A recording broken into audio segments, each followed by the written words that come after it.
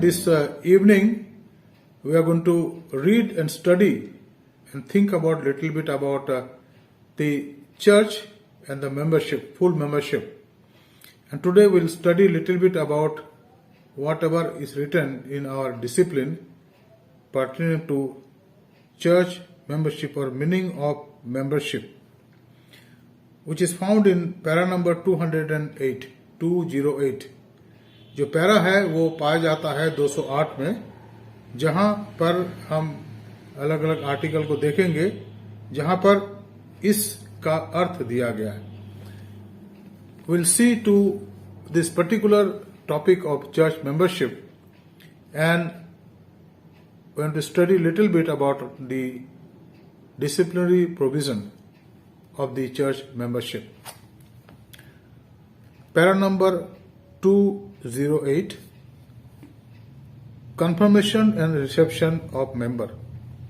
Now you are taken as a full member of Methodist Church in India, and we are going to study what it means to be the full member of Methodist Church in India. Number one, there are 4 things to study, and we'll go. Number 1 point, that is when a person unites with a pastor of the Methodist Church in India, he professes his faith in the official creed of the church. जब एक सदस्य कलीसिया की पूरी शराकत में लिया जाता है तो वो जो हमारा ऑफिशियल विश्वास वचन है उसको हम स्वीकार करते हैं या उसको हम कबूल करते हैं. जो ऑफिशियल क्रीड है मेथोडिस्ट चर्च इन इंडिया का, उसको हम कबूल करते हैं. वो व्यक्ति अपने विश्वास का अंगीकार करता है और चर्च के क्रीड को या विश्वास वचन को स्वीकार करता, उसको ग्रहण करता है. ही covenants together with God and with the members of the pastorate to keep the following vows which are a part of the order of confirmation and reception into the membership of the church. अब यहां पर जो मुख्य बात है वो ये है कि वो व्यक्ति कलीसिया के उन बातों को कंफर्म करता है, स्वीकार करता है, ग्रहण करता है, उसके साथ एक मत होता है जो कलीसिया के अंदर परमेश्वर की वाचा है उसके अनुरूप अपने आप को ढालना चाहता है. अब यहां पर 4 मुख्य सब पॉइंट है जिसको हम देखें.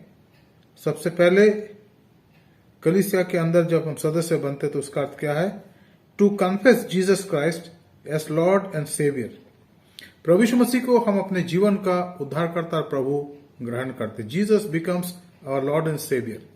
प्रभु यीशु मसीह हमारे जीवन का उद्धारकर्ता बन जाता है और इसका यही अर्थ हमारे जीवन के लिए है. And pledges his allegiance to his kingdom. और वो स्वर्ग राज्य के लिए अपने आप को अर्पण करता है और उसमें विश्वास व ग्रह करके उन सेवा को करता है जो उसको करने की आवश्यकता है. तो इसमें ये पहला सब पॉइंट है. दूसरी बात यह है कि to receive and profess the Christian faith as content in the scriptures of the Old and New Testament. जो वाचा या वचन की शिक्षा दी गई है पवित्र पुराने और नए नियम में, उसको वो स्वीकार करता है और उसका प्रचार और प्रसार करता है. अब ये क्या क्या बातें हैं? हम किन किन बातों को प्रचार करते हैं? We confess that Jesus is our Lord. We confess that the triune God has created the universe and Jesus is the second person of the triune God. So we confess that we are going to be faithful to the Lord and to His church. पुराने नए नियम को पढ़ने की बात सोचते हैं, उसको पढ़ने की आदत हम अपने जीवन में डालते हैं. तीसरा सब पॉइंट है to promise according to the grace given to him to live a Christian life and always remain a faithful member of the church, holy church. तीसरी मुख्य बात जो है सब पॉइंट है वो ये है कि वो कलीसिया के अंदर जो परमेश्वर ने हमें दिया है जीवन, उसमें ईश्वर के अनुग्रह को महसूस करता है और हमेशा उसके प्रति विश्वास योग्य रहता है। मैं सोचता हूं कि इसको हमें और थोड़ा सा साधारण शब्दों में समझना है कि जब हम प्रभु के वचन को पढ़ना चाहते हैं, उसको स्वीकार करना चाहते हैं, तो अपने जीवन को प्रभु की इच्छा के अनुसार बनाना चाहते हैं, उसमें बढ़ना चाहते हैं। और चौथा सब पॉइंट यहां पर है, to be loyal to the Methodist church in India. Methodist church India के प्रति हम विश्वास योग्य रहते हैं, ईमानदार रहते हैं, ये हमें अच्छे से जानना समझना। अवॉइड बाय इट्स डिसिप्लिन, उसके नियम के अनुसार वो बना रहना चाहता है। और फिर क्या है, and afford it by it's prayer, presence, gift and service. Methodist church को बढ़ाने के लिए, प्रभु के राज्य को उसमें बढ़ाने के लिए वो सदा तत्पर रहता है, उसके लिए प्रार्थनाएं करता है, भाग लेता है, अपने वरदानों का इस्तेमाल करता है और सेवा जो ठहरा है उसको करने में रुचि रखता है। कलीसिया के अंदर इस 3-4 बातों को बहुत ध्यान देना। पहली बात हमने देखा कि वो कलीसिया के लिए प्रार्थना करता है, वो अपने लिए प्रार्थना करता है, वो अपने जीवन के लिए प्रार्थना करता है। इसके बाद लिखा है कि वो आता है चर्च में, कलीसिया में आता है। मैं आप सबों से कहना चाहता हूं, आप जो पूरी शराकत में अभी लिए गए और अब लिए जाएंगे इस हफ्ते, कि आपको निरंतर चर्च के आराधना में जो रविवार को हम करते हैं या जो हम और मीटिंग्स करते हैं उसमें आपको भाग लेना है ना। ये नहीं कि आपको पाजी साहब ने बोल दिया, डी साहब ने बोल दिया, हमने भाग लिया 1 हफ्ते 2 हफ्ते 3 हफ्ते, इसके बाद हम, ऐसा नहीं। आपको निरंतर उसमें भाग लेना, निरंतर आपको भाग लेना है। जो भी प्रोग्राम आपको दिया जाता है उसमें आपको भाग लेना है और अपने वरदानों से ईश्वर की सेवा करनी है। अब आप कहेंगे भाई हमारे वरदान तो कम है, या आप कहेंगे हमारे पास तो बहुत से वरदान है, किस बात वरदान की आप बात कर रहे हैं? तो वरदान बहुत से हैं। प्रचार करने का वरदान, प्रार्थना करने का वरदान, गाने का वरदान, बाजा को बजाने का वरदान, लोगों को सलाह देने का वरदान, सुसमाचार प्रचार के लिए अपने आप को देने का वरदान, और वो तो कॉलिंग है, और पढ़ाने का वरदान, समाज में सेवा करने का वरदान। कई प्रकार के वरदान आपके अंदर है और उसको आपको प्रभु की सेवा में अर्पण करने की आवश्यकता नियमित रूप से। तभी आप कलीसिया के एक ऐसे सदस्य कहलाएंगे जो नियमित और रेगुलर सदस्य हैं। अब यहां दूसरी बात लिखी है कि member of any pastorate is a member of the Methodist church in India. अभी इस बात को आप समझिए कि जो कलीसिया का मेंबर आज बन रहा है, बनाए जाएंगे, वो उसका नाम है एपोस्टल मेथोडिस्ट चर्च। लेकिन ये एक रिलेशनल चर्च है, एक जुड़ा हुआ चर्च है। हम एक डिस्ट्रिक्ट से जुड़े हुए हैं, एक रीजन से जुड़े हुए हैं और एक ऑल इंडिया के लेवल पे जुड़े हुए हैं। तो ऑल इंडिया लेवल को कहा गया मेथोडिस्ट चर्च इन इंडिया। फिर जो रीजनल लेवल है उसको रीजनल कॉन्फ्रेंस कहा जाता है, जैसे हमारा है दिल्ली रीजनल कॉन्फ्रेंस, हम उसके साथ जुड़े हुए हैं। फिर हमारा जो डिस्ट्रिक्ट है वो है आज की तारीख में south Delhi district, south Delhi district. और जो हमारा लोकल चर्च है उसका नाम है एपोस्टल्स मेथोडिस्ट चर्च। तो इस बात को हमें अच्छे से जानना और उसको समझने की आवश्यकता मित्रों। अब हम आगे चले, जो बहुत ही महत्वपूर्ण है वह है the responsibilities of a member. एक सदस्य की जिम्मेदारियां क्या है कलीसिया के अंदर। जब हम सदस्य बन जाते हैं तो हमारी जिम्मेदारियां क्या है, क्योंकि देखिए कोई भी अधिकार का मतलब है जिम्मेदारी। We understand and know that each authority is a responsibility. जो भी अधिकार हमें दिया गया वो एक जिम्मेदारी है, उसको हमें जिम्मेदारी के साथ पूरा करने की आवश्यकता। अगर कहीं चूक हो जाती है तो गलत हो गई है तो हमें क्षमा मांगने की आवश्यकता।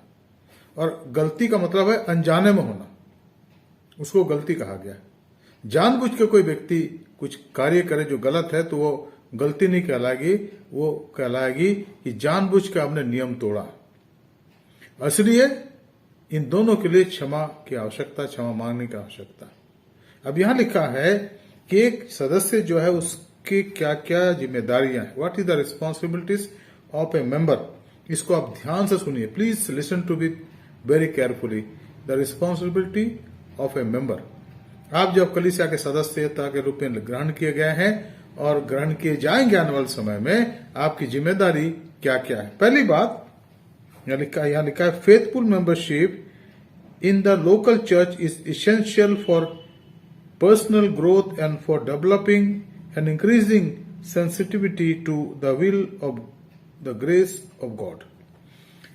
अब इसका मतलब यह है कि जब हम प्रभु के महिमा के लिए एक कलीसिया के सदस्य बन जाते हैं, सदस्य के अंग बन जाते हैं, तो वहां पर जो हमारी जिम्मेदारी है वो बहुत ही महत्वपूर्ण हो जाती है कि हम कलीसिया में आकर के परमेश्वर की सेवा के लिए अपने जीवन को अर्पण करना चाहते हैं, देना चाहते हैं, अर्पण करना चाहते हैं। Faithful membership in the local church is essential for personal growth and for developing and increasing sensitivity to the will and grace of God. As members involves themselves in private and public worship prayer, worship, sacraments and study of the Holy Scripture. अब यहाँ पर जो महत्वपूर्ण बात है कि एक सदस्य होने के नाते और कलीसिया के अंदर बढ़ने के नाते, बढ़ोतरी उसके नाते हम ईश्वर के अनुग्रह पर निर्भर हो जाते हैं और हम प्रार्थना में भाग लेना चाहते हैं। जो हमारी व्यक्तिगत प्रार्थना है, जिसको हम क्वाइट टाइम कहते हैं, ये सार्वजनिक प्रार्थना है, इन पर्सन प्रार्थना जिसको हम कॉर्पोरेट वर्शिप करते कहते हैं, या सैक्रामेंट्स। अब सैक्रामेंट का मतलब है वो दो विधियां जिसमें हम भाग लेते हैं। पहली विधि है बपतिस्मा। बपतिस्मा एक ऐसी विधि है जब हम विश्वास करते हैं तो हम पानी में बपतिस्मा लेते हैं, और जब हम पानी में डुबाए जाते हैं इसका अर्थ यह है कि हम यीशु मसीह के साथ मारे गए, और फिर पानी से बाहर निकलते, इसका मतलब यीशु मसीह के साथ हम जिलाए गए। ये है सैक्रामेंट ऑफ बैप्टिज्म। प्रभु यीशु मसीह ने इसको भी स्वीकार कर हम सुसमाचारों में इसका वर्णन पाते हैं। जो दूसरा सैक्रामेंट है वह है होली यूकरिस्ट और प्रभु भोज। प्रभु यीशु मसीह के दुख के यादगारी में हम उसके बदन को लेते हैं और खाते हैं। पादी साहब एक रोटी देते हैं, या कुछ कलीसिया में रोटी बड़ी होती है, उसको तोड़ा जाता है। जो हम वेफर्स देते हैं उसको भी हम तोड़ते हैं, जब उसको डेडिकेट करते हैं। यीशु ने कहा ये मेरी देह है, और हम उसको तोड़ते हैं। उसके बाद लिखा है खाने के बाद प्रभु यीशु मसीह ने प्याला लिया और धन्यवाद देकर कहा कि लो पियो, क्योंकि ये मेरे लहू में नई वाचा है, मेरे लहू में नई वाचा है। तब हम थोड़ा सा जो हमें दिया जाए उसको हम ग्रहण करते हैं। यह है प्रभु भोज, जो पवित्र प्रभु भोज है। लेकिन इसका जो अर्थ है वो बहुत व्यापक है। वो व्यापक यह है कि हम प्रभु यीशु मसीह के मृत्यु के साथ अपने आप को जोड़ते हैं और उसका प्रचार करते हैं दुनिया में कि वो हमारे लिए मारा गया, हमारे लिए गाड़ा गया और हमारे लिए जी उठा। अब हम इसको प्रभु की महिमा के लिए अपने जीवन में महसूस करते हैं, इसको अपने जीवन में अनुभव करते हैं, ताकि परमेश्वर हमारे जीवन को अपनी सेवा के लिए इस्तेमाल कर सके। आगे लिखा है, S member involves home slaves in private and public worship, sacrament study of the Holy Scripture, Christian action, systematic giving and holy way of living। इसमें कुछ और बातें जुड़ी हैं। पहली बात क्या, यहाँ पर हमने देखा कि आराधना करते हैं, प्रार्थना करते हैं, प्रभु भोज में भाग लेते हैं और वचन को पढ़ते हैं। स्टडी ऑफ द स्क्रिप्चर, वचन को पढ़ने की आवश्यकता। अगर हम वचन ना पढ़ें तो परमेश्वर की इच्छा को जान नहीं सकते हैं, तो वचन को पढ़ने की आवश्यकता। और फिर क्या लिखा है, क्रिश्चियन एक्शन, मसीह कार्य जिसमें हम भाग लेते हैं। वो कार्य कौन सा है जिसमें भाग लेते हैं? वो निश्चित रूप से दूसरों की भलाई का कार्य। उस कार्य से दूसरों को अच्छा लगता, दूसरों को आशीष मिलती है, उसमें हम भाग लेते हैं। और फिर यहां पर लिखा है कि हम देने की बात करते हैं, सिस्टमेटिक गिविंग। प्रभु की कलीसिया के अंदर हम देने की बात करते हैं। हम अपने इनकम से कुछ हिस्सा प्रभु को देते हैं। प्रभु की महिमा इससे होती है। अब वो हिस्सा कितना है देना है वो हमारी इच्छा है, हम प्रभु को देते हैं, लेकिन हमें हमेशा देने की आवश्यकता, रेगुलर देने की आवश्यकता है।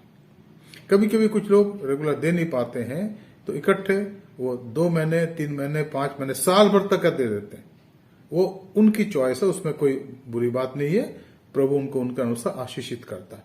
लेकिन जो महत्वपूर्ण बात है कि हमें देने की आवश्यकता। Dear friend, sometime we give for a quarter or for 6 months or for 1 year, that is okay, that's no harm in it, and that should be regular. उसके लिए हम प्लज करते हैं कि हर महीना हम इतना देंगे, प्लज होना जरूरी है। हर महीने हम इतना पैसा चर्च को देंगे, प्रभु की सेवा के लिए देंगे, ये हमारा प्लज है, ये हमारी प्रतिज्ञा होनी चाहिए। बहुत से कलीसिया में, अधिकतर कलीसिया में प्लज भरा जाता है और जमा करा जाता है, उसी के अनुसार हम देते हैं। अगर किसी वजह से आप कहीं बाहर चले गए या कहीं और चले गए और आप 2 साल के बाद आते हैं उस चर्च के अंदर, तो आपको आराधना के बाद ट्रेजर के पास जाना होता है, जहां आप उनको पूछिए कि आपका कितना बकाया है, वो बताएंगे और हमें उसकी तैयारी के साथ आना है, उसको दे रहा है, ताकि कोई ड्यू प्रभु के घर में हमारा ना रहे। इस बात को हमें अच्छे से जानना और समझने की आवश्यकता है। मैं सोचता हूं कि अगर हम इस बात को जान जाते हैं तो हमारा देना जो है वो सार्थक होगा और आशीषमय होगा। और फिर यहां लिखा है कि हम प्रभु की सेवा के लिए, उसके आराधना के लिए होली वे ऑफ लाइफ, जीवन का पवित्र होना जरूरी है। अब पवित्र जीवन का मतलब क्या है? हृदय का पवित्र होना, हमारे कॉन्सेंस का पवित्र होना, हमारे हृदय का शुद्ध होना। What is the meaning of Holi living? Holy living means my heart has been made pure by His blood. Holy living means my character should be good, acceptable. I don't say here blameless, because we are all human beings. We are born in sin. But when we confess our sins, Jesus forgives us by His blood. इसलिए हम सारे विश्वासी जो कलीसिया के अंदर हैं, हम क्षमा पापी हैं। We are all receive the pardon of God, the forgiveness of God, and we worship Him as forgiven sinners. And this is the biblical training, biblical doctrine the Bible also talks about. और फिर क्या लिखा है यहाँ पर? They grow in their Christian experience and perception of Christ. इसके बाद हमें उसमें बढ़ने की आवश्यकता है, प्रभु के वचन में बढ़ने की आवश्यकता है। और प्रभु के वचन में और उसके वचन को समझने की बात, और एक understanding of God at work in history. तब हम परमेश्वर को जानना चाहते हैं, उसके वचन को पढ़ना चाहते हैं, उसके ज्ञान को हम प्राप्त करें और उसमें बढ़ते चले जाएं। तो ये हमारा फर्ज है कलीसिया के सदस्य के रूप में। और फिर ये लिखा है in history and understanding of themselves. तो इतिहास में ये सारी बातें हुई हैं, हमारे पूर्वजों ने उस पर विश्वास करा, उसको जाना, प्रभु के वचन में बढ़ते चले गए, प्रभु की सेवा के लिए देते थे और वचन की महिमा को अपने जीवन में पहचाना और प्रभु की स्तुति करते हुए संगति में मजबूत होते गए। प्राथमिक कलीसिया में मित्रों 4 बातें मुख्य पाएगी। सबसे पहली बात, प्रेरितों से शिक्षा पाने में, पहली बात। दूसरी बात, संगति में। तीसरी बात, रोटी तोड़ने में। और आखिरी बात है, वो उन भले कामों को करते थे जो प्रभु उन्हें करवाता था। इस बात को हमें समझने की आवश्यकता है। क्या हम ऐसा करते हैं? क्या ऐसा हम महसूस करते हैं? इसको आप पढ़ सकते हैं, प्रेरितों काम उसका 2 अध्याय उसके 42 से 47 पद तक, इसको पढ़ सकते हैं। यहाँ पर साफ साफ लिखा हुआ है। So dear friend, this is what we need to do as members, and God blesses us because of our commitment. यहाँ पर जो हम इन सदस्यता के बारे में उन महत्वपूर्ण बातों को देख रहे हैं, उसमें हम आगे यहाँ देखेंगे कि जब हम कलीसिया के एक विश्वासियों के सदस्य हैं तो उनके लिए खास खास बातें क्या है या उसका अर्थ क्या है। What is the meaning of A faithful membership in the church? क्या क्या महत्वपूर्ण बातें हैं एक विश्वासियों के सदस्य के रूप में। पहली बात है regular attendance in worship, Sunday worship services. All member should be present in Sunday worship services.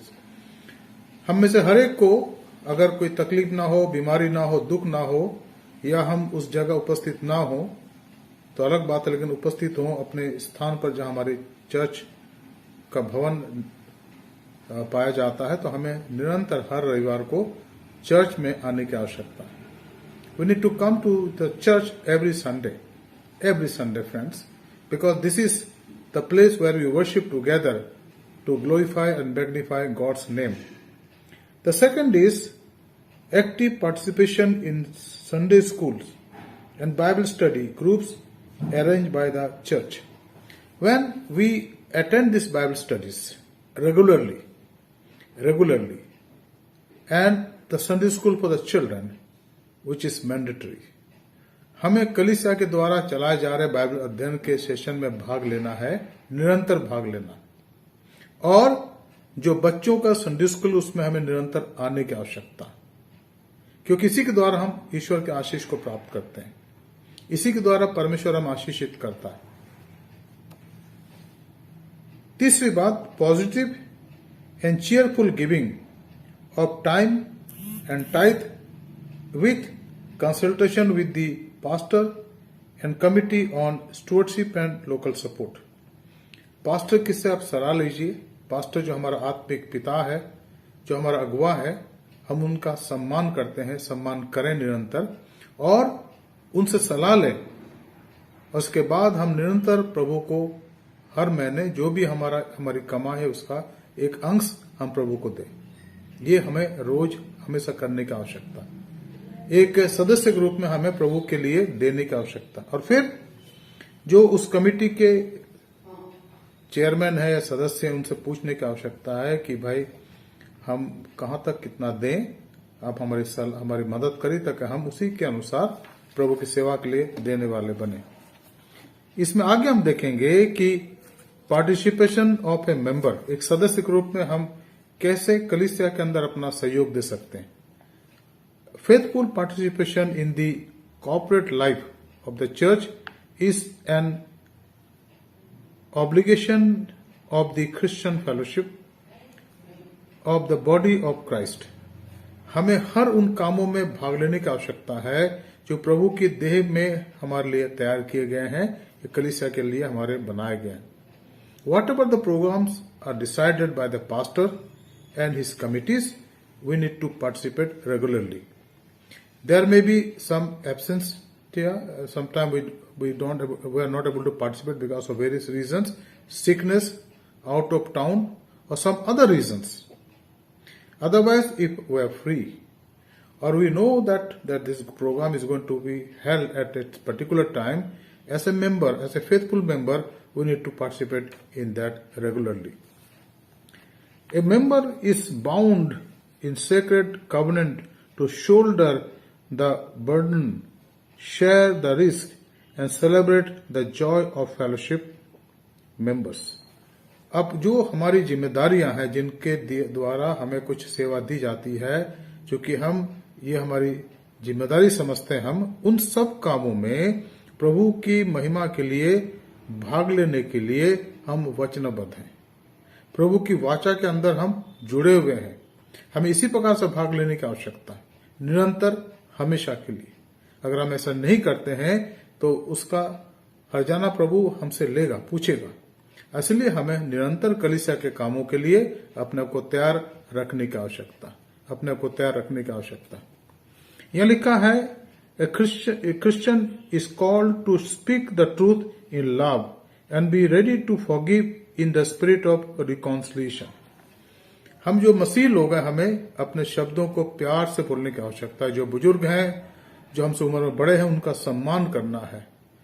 इसलिए नहीं हम बोले कि हम ज्यादा जानते हैं। हाँ, ये बात जरूरी है कि आज जो टेक्नोलॉजिकल समय है, युग है, उसमें हमारी पढ़ाई एडवांस हो गई है।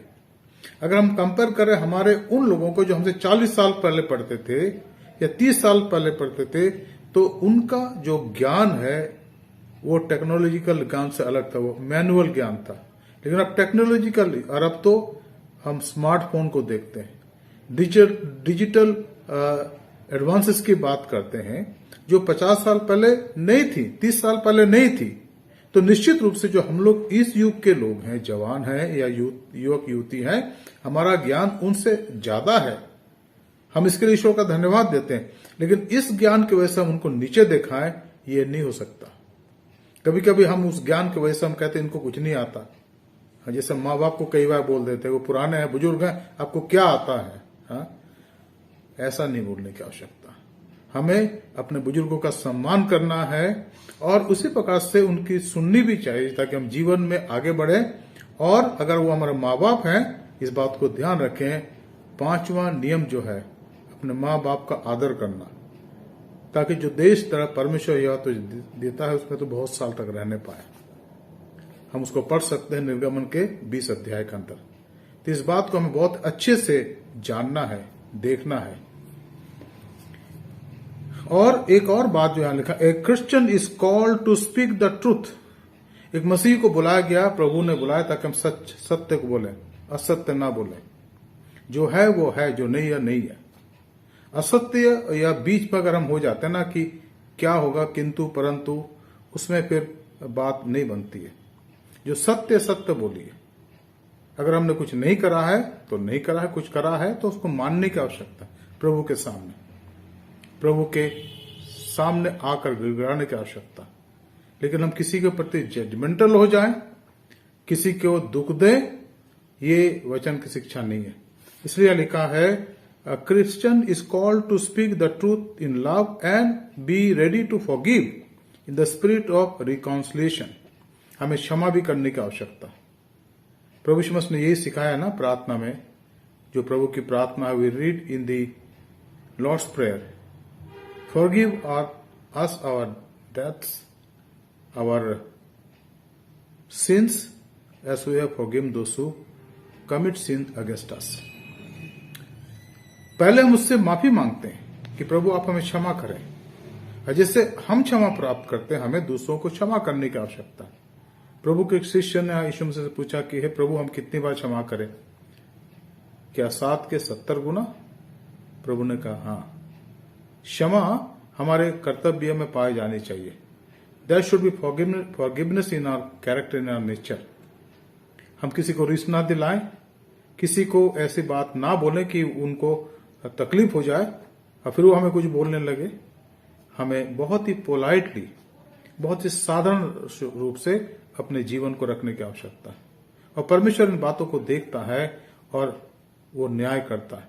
लेकिन उस न्याय से बचने के लिए, उससे सजा से बचने के लिए हमें प्रभु से क्षमा मांगने की आवश्यकता है और एक दूसरे के साथ मेल मिलाप के साथ रहने की आवश्यकता है। ये मैं सोचता हूं बहुत जरूरी है कलीसिया के सदस्य के रूप में।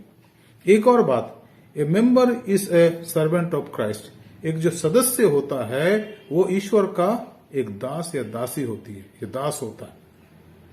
Member of the Methodist church in India is to be a servant of Christ on mission in the local, national and the world wide community and call upon to be a witness of for Christ in the world, a light and salt in society and reconciler। अब ये थोड़ा लंबा sentence है, लेकिन इसको समझिए हम। पहली बात यहाँ पर जो लिखा है कि एक कलीसिया का जो मेथोडिस्ट चर्च इन इंडिया का सदस्य है, उसको परमेश्वर ने अपने दास होने के लिए चुना है, दासी होने के लिए चुना है। We all are servants of the Lord, no one is boss. Humanly speaking, we may have authority as a director, assistant director, or whatever it is. But in the sight of God, all are equal. We need to respect each other. हमें एक दूसरे का सम्मान करना है, क्योंकि हम प्रभु के सेवक हैं, उसके दास दासी हैं। लोकल कलीसिया में जो मिशन है, वो लक्ष्य, जो हमारा लोकल लक्ष्य है, उसमें हम एक दूसरे के सहयोगी हैं, प्रभु के दास दासी हैं। और फिर उसी प्रकार से राष्ट्रीय स्तर पर और फिर अंतर्राष्ट्रीय स्तर पर we are of each others brothers sisters in local relation, that means our local church, then the district in Methodist church protocol, and then in regional area, and then national area, and then international area. इस बात को हमें अच्छे से समझाया गया और इसमें हमें कोई प्रकार का डिस्प्यूट यहाँ नहीं है। यहाँ लिखा है, आगे लिखा है कि हम प्रभु के गवाह हैं क्योंकि हम एक कम्युनिटी के अंदर हैं, चाहे उसका स्तर कोई सा भी हो, लोकल हो, रीजनल हो, नेशनल हो, इंटरनेशनल हो। हम एक दूसरे के साथ प्रभु की संगति में हैं और हमारी सेवा एक दूसरे के साथ जुड़ने की होती है, एक दूसरे के साथ मेल मिलाप की होती है। यह बैर भाव की बात नहीं है, मेल मिलाप की है। अगर हमने कुछ बोला या कह दिया, तुरंत उसके लिए माफी मांगने की आवश्यकता है, ताकि आगे चल करके हमारे बीच में कोई अवरोध ना हो और हम प्रभु के अनुग्रह में बढ़ते चले जाएं। Each member is to identify with the agony and suffering of the world and to radiate and exemplify the redeeming love of Christ. हम प्रभु के द्वारा बुलाए गए हैं ताकि संसार में रह करके हम उसके दुख और तकलीफ को अपने जीवन के द्वारा जीवन में महसूस करें। यानी उसके लिए हम हमेशा तत्पर रह के, अगर प्रभु के नाम से हमारी कोई तकलीफ होती, दुख होता है, तो उसमें हम प्रभु को धन्यवाद दें और उसमें आगे बढ़ते चले जाएं। उसके जब हम दुख उतारते हैं ना प्रभु के नाम से, तब उसके लिए दुख उठाते हैं, उसके साथ हम एक रूप होते हैं, आइडेंटिफाई करते हैं। तब हमें प्रभु का धन्यवाद करना है, प्रभु आपने कम से कम हमें अपने लिए दुख उठाने योग्य तो समझा। पवित्र बाइबल में पुराने और नए नियम में ऐसे बहुत से संतों को वर्णन है जिन्होंने प्रभु के लिए दुख उठाया और कभी भी उसके लिए उन्होंने रिग्रेट नहीं करा। मित्रों, कभी भी उसके लिए उन्होंने रिग्रेट नहीं करा, क्योंकि जानते थे कि जो भी तकलीफ हम उठा रहे हैं वो उसके लिए उठा रहे हैं जो प्रभु हमारा महान है। मत्ती लिखित सुसमाचार के 5 अध्याय के अंदर 11 और 12 पद में लिखा है, धन्य हो तुम, blessed are you when people persecute you for my name sake. लिखा है कि तुम धन्य हो जब लोग मेरे कारण तुम्हारी निंदा करें, तब तुम आनंदित और मगन होना, क्योंकि तुम्हारे लिए स्वर्ग में बड़ा फल है, क्योंकि उन्होंने उन नबियों को भी जो तुमसे पहले थे इसी रीति से सताया था। यहां पर एक शिक्षा यह है कि हमें प्रभु यीशु मसीह के लिए दुख तकलीफ को सहने की आवश्यकता है, क्योंकि इसी के समान हमारे उन लोगों ने दुख सहे जो हमसे सैकड़ों साल पहले हुए थे। प्राथमिक कलीसिया के इतिहास में अगर देखें तो जो सबसे बड़ी जो कॉमन बात थी पवित्र आत्मा को पाने के या सेवा करने या और लोगों की मदद करने के अलावे, वो थी दुख उठाना।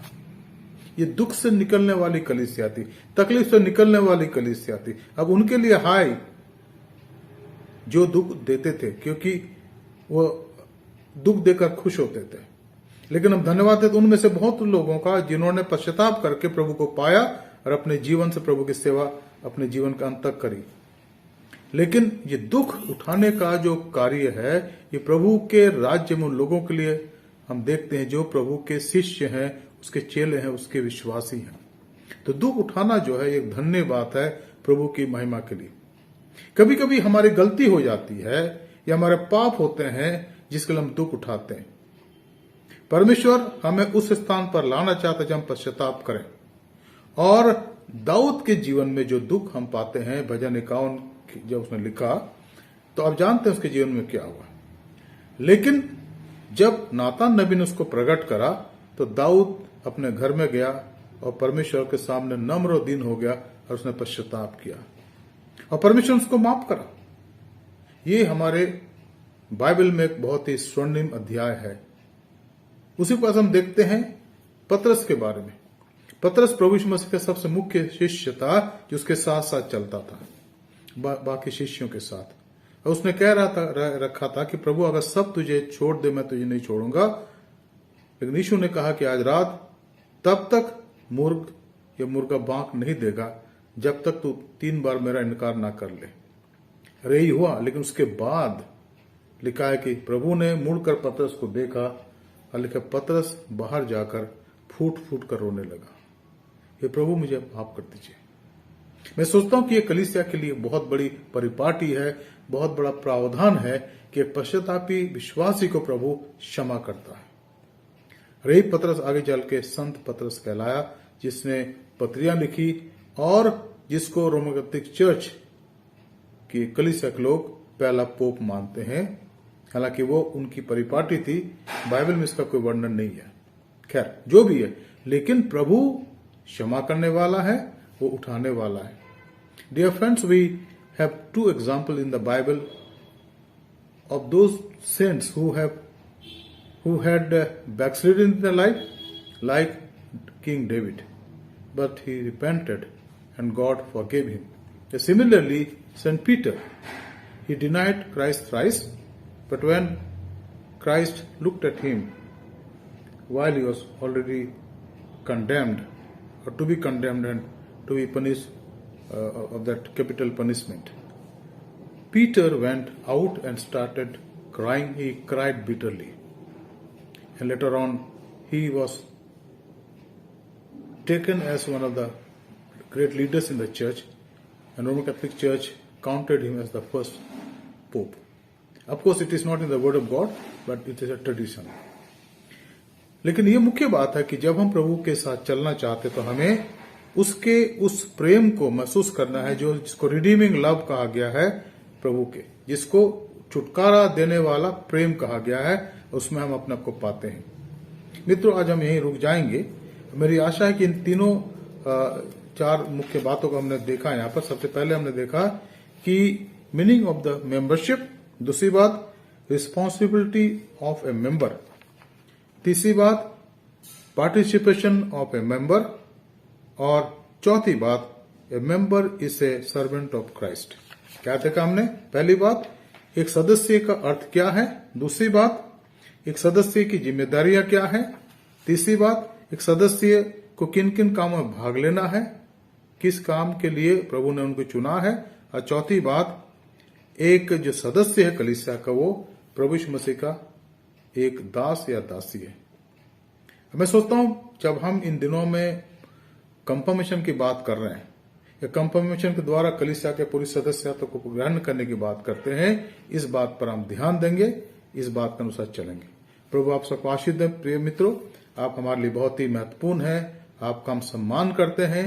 प्रभु आप सबको आशीष दे, आप सबकी सहायता करे। आइए हम प्रार्थना करें। धन्यवाद, स्तुति और महिमा के पिता परमेश्वर, स्वर्ग और पृथ्वी के स्वामी, हम आपको धन्यवाद देते हैं प्रभु, आपकी स्तुति करते हैं कि आपने हमें ये मौका दिया प्रभु का आज फिर से एक बार हम इस क्लास में भाग ले सकें। हम अपने उन जवानों के लिए प्रार्थना करते हैं प्रभु जी, उन प्रियों के लिए प्रार्थना करते हैं इन दिनों में जिनको हमने पूरी शराकत में लिया है या लेंगे प्रभु। इस हफ्ता के 19 तारीख को हम चाहते प्रभु कि ये सारे सदस्य जो हमारे सामने प्रभु बहुत मूल्यवान है और आपके सामने प्रभु मूल्यवान है, वो अपने जीवन को प्रभु आपकी कलीसिया में हो करके आपकी सेवा के लिए व्यतीत कर सकें। एक को आशीष दे की सहायता करें। हमारे धन्यवाद को स्वीकार करें, हमें स्वीकार करें, हमें अपने योग्य बनाए प्रभु, ताकि ये कलीसिया जो आपकी कलीसिया प्रभु जी एपोस्टल मेथोडिस्ट चर्च आप में बढ़ सके। एक एक सदस्य को आशीषित कर ताकि हम एक दूसरे के बोझ को उठा सकें और एक दूसरे के लिए परमेश्वर का धन्यवाद कर सकें। प्रभु हमारे जीवन पर अनुग्रह करें, हमारे जीवनों पर अनुग्रह करें, हम पर दया करें। हमारा उद्धारकर्ता प्रभु यीशु मसीह के पवित्र नाम से मांगते हैं, आमीन। अब हमारे खुदा यीशु मसीह का फजल, खुदा बाप की मोहब्बत, रूल कुदुस की इफाकत और शराकत हमें सारे के साथ इस समय और हमेशा तक होती रहे, आमीन। यीशु ही प्रभु है, Jesus is Lord. May God bless all of you. Thank you. Good night.